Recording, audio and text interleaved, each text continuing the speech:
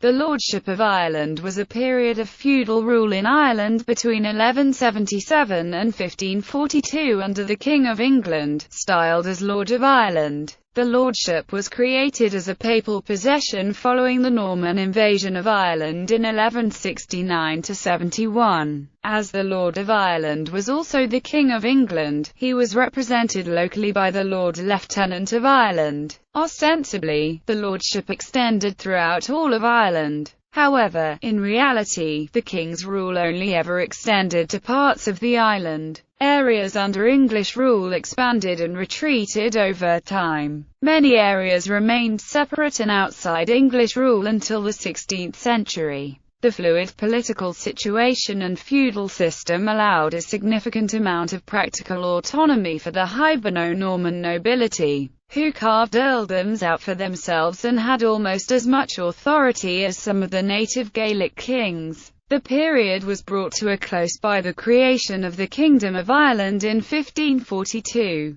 Background: the authority of the Lordship of Ireland's government was seldom extended throughout the island of Ireland at any time during its existence, but was restricted to the Pale around Dublin, and some provincial towns, including Cork, Limerick, Waterford, Wexford and their hinterlands. It owed its origins to the decision of a Leinster dynast, Diarmait mac Murchada, to bring in a Norman knight based in Wales, Richard de Clare, 2nd Earl of Pembroke, to aid him in his battle to regain his throne, after being overthrown by a confederation led by the new Irish High King. Henry II of England invaded Ireland to control Strongbow, who he feared was becoming a threat to the stability of his own kingdom on its western fringes. Much of the later Plantagenet consolidation of South Wales was in furtherance of holding open routes to Ireland. Lordability. Another reason King Henry invaded Ireland was because Pope Adrian IV, the only Englishman to have occupied the papal throne, had issued a papal bull Lordability authorizing the English monarch to take possession of Ireland.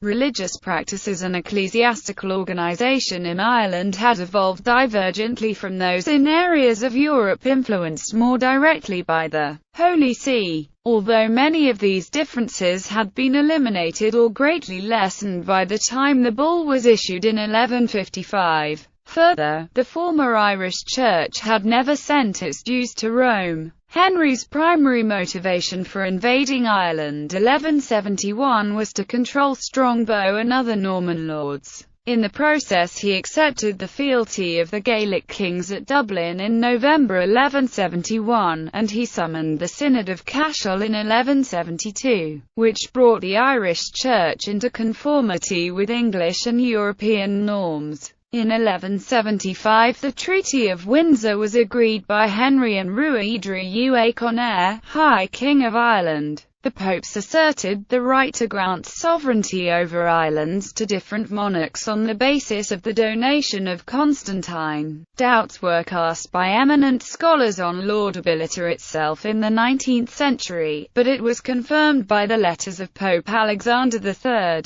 The papal power to grant also fell within the remit of Dictatus Papare. While Lordability had referred to the Kingdom of Ireland, the papacy was ambiguous about continuing to describe it as a kingdom as early as 1185. John, Lord in 1177–1216. Having captured a small part of Ireland on the east coast, Henry used the land to solve a dispute dividing his family, for he had divided his territories between his sons, with the youngest being nicknamed John Sans Terre, as he was left without lands to rule. At the Oxford Parliament in May 1177, Henry replaced William Fitz-Aldholm and granted John his Irish lands, so becoming Lord of Ireland in 1177 when he was 10 years old, with the territory being known in English as the Lordship of Ireland. Henry had wanted John to be crowned King of Ireland on his first visit in 1185, but Pope Lucius III specifically refused permission. Dominus was the usual title of a king who had not yet been crowned, suggesting that it was Henry's intention. In late 1185 the crown was ready, but John's visit had by then proved a complete failure, so Henry cancelled the coronation. Following the deaths of John's older brothers, he became King of England in 1199, and so the Lordship of Ireland, instead of being a separate country ruled by a junior Norman prince, came under the direct rule of the Norman English crown. Progress and decline. The lordship thrived in the 13th century during the medieval warm period, a time of warm climate and better harvests.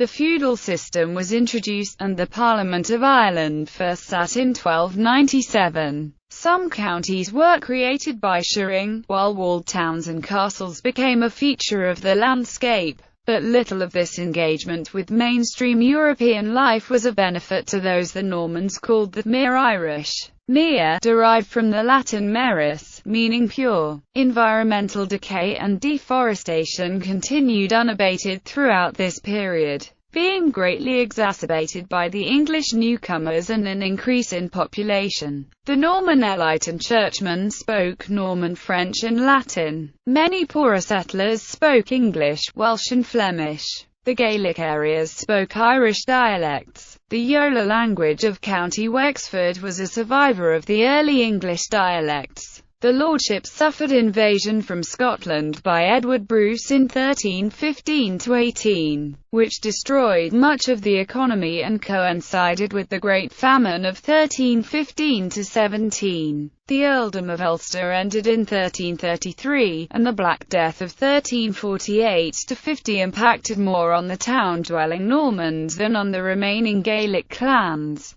The Norman and English colonists exhibited a tendency to adopt much of the native culture and language, becoming Gaelicized, or in the words of some, more Irish than the Irish themselves. In 1366 the Statute of Kilkenny tried to keep aspects of Gaelic culture out of the Norman-controlled areas, but in vain, as the Norman lordships became increasingly Gaelicized and made alliances with native chiefs, whose power steadily increased. Crown control slowly eroded. Additionally, the Plantagenet government increasingly alienated the Irish chiefs and people on whom they often relied for their military strength. It had been a common practice for the Norman lordships as well as government forces to recruit the native Irish who were allied to them or living in English-controlled areas. This was easy to do as the native Irish had no great sense of national identity at that time and were prone to mercenarism and shifting alliances. But the Irish chiefs became increasingly alienated by the oppressive measures of the English government, and began openly rebelling against the crown. Some of the more notable among those clans who had formerly cooperated with the English but became increasingly alienated until turning openly anti-Norman and a thorn in the side of the Dublin administration were the O'Conofallis, the MacMurrough-Kavanagh dynasty, the Burns and the O'Moores of Leek. These clans were able to successfully defend their territories against English attack for a very long time through a use of asymmetrical guerrilla warfare and devastating raids into the lands held by the colonists. Additionally, the power of native chiefs who had never come under English domination, such as the O'Neills and the O'Donnells, increased steadily until these became, once again, major power players on the scene of Irish politics. Historians refer to a Gaelic revival or resurgence as occurring between 1350 and 1500,